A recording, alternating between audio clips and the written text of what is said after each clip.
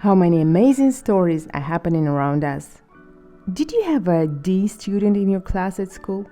I'm sure that in almost every class there are people who study with great difficulty, and often these guys or girls have a hard time in relations with their peers. They are predicted a sad future. They said that the most they can count on in life is a position of a street cleaner or delivery boy. It's hard to say whether it's true or not, but the story I'll tell you once again proves that you should never laugh at them, because after a while, they can hire you. Scott Davis was born in a small village, and almost all of his childhood was brought up by parents who owned a sheep farm. From early childhood, the boy was different from his peers. He was weak and too shy. In addition to this list, his performance at school was really bad. From year to year, Scott had to travel from his village to the city for school classes. Where he was noticeably different from everyone else, he often heard insult and malicious mockery, and probably even all this could be tolerated. But the boiling point was one incident that changed his life. In 2011, Scott failed an exam in high school, and after that, he heard one phrase from the teacher. "Remember, you will never achieve anything in this life. Maybe you shouldn't even graduate from high school." There was no sense in enduring such humiliation, and Scott began to act. One fine day, he simply left the school and started to work as a builder just to earn a living. And it seems like a good outcome of events. You work, you earn money. You can't imagine a better option. However, the crisis and subsequent dismissal interfered. Again, bad luck. For several years, Scott was ready to take absolutely any job. During the day, he swept the street of his village, and at night, he packed the coal for the barbecuing bags. So, working hard, Scott damaged the intervertebral disc, which did not allow him to perform hard physical work, and soon, a disappointed man found himself in the care of his parents. It seemed like it was the beginning of the end.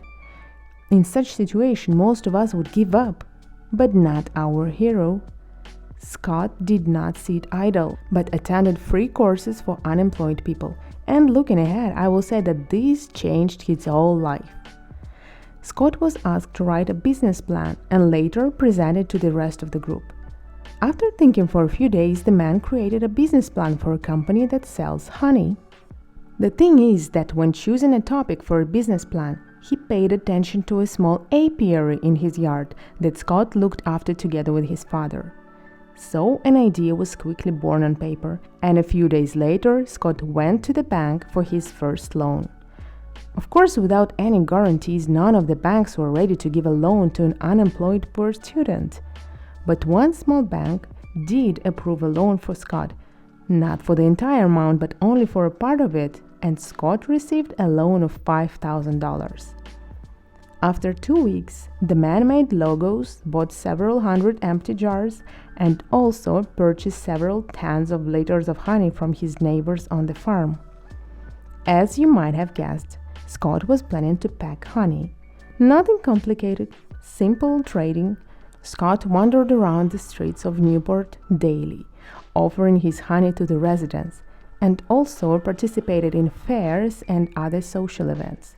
Volumes were slowly growing. Scott paid off the $5,000 loan, and during the first year, he earned $31,000. All the earnings Scott invested in the business and gained speed by the day, every year multiplying his earnings several times. And 3 years later, he became the most famous seller of honey in his region. Just think of it, with his huge effort and persistence, the loser turned into a successful businessman. He couldn't handle the sales alone, and therefore, soon his whole family began to actively help Scott. They glued labels on cans, were engaged in delivery products. But this was only the beginning. In the 4th year of his work, Scott went to London for an exhibition where he presented his honey. Scott was lucky. His product was noticed by major honey sellers in Britain, who immediately ordered 25,000 cans. Scott knew he needed to expand. After completing a major order, he was able to move into a decent production facility and hire more people. Soon, another success was waiting for him. Scott decided to partner with the largest retail network in the UK, Tesco. And of course, as one would expect, the man initially was dismissed. But in that conversation with the company's representatives, Scott showed unprecedented perseverance and managed to sign a 5-year contract for a tidy sum. Hilltop is now the 20th fastest growing company in Britain with a revenue of $15 million. In an interview with reporters, Scott said that today there is no more of that insecure guy with low grades and to whom the teacher promised that he wouldn't achieve anything in life. Scott leads a huge team and is constantly thinking about expanding the business. In addition, Scott hired many of those who made fun of him. 10 years after the sale of the first can, Hilltop is Britain's second largest honey supplier and is expanding with several types of honey and even organic cosmetics. It's hard to believe that all this could be done by a student who didn't even graduate from high school. This proves once again that everyone who wants to achieve success will definitely do it. I hope you enjoyed this story. If you have your own interest in life stories, send us an email. We will definitely tell them. See you soon, guys. Stay tuned.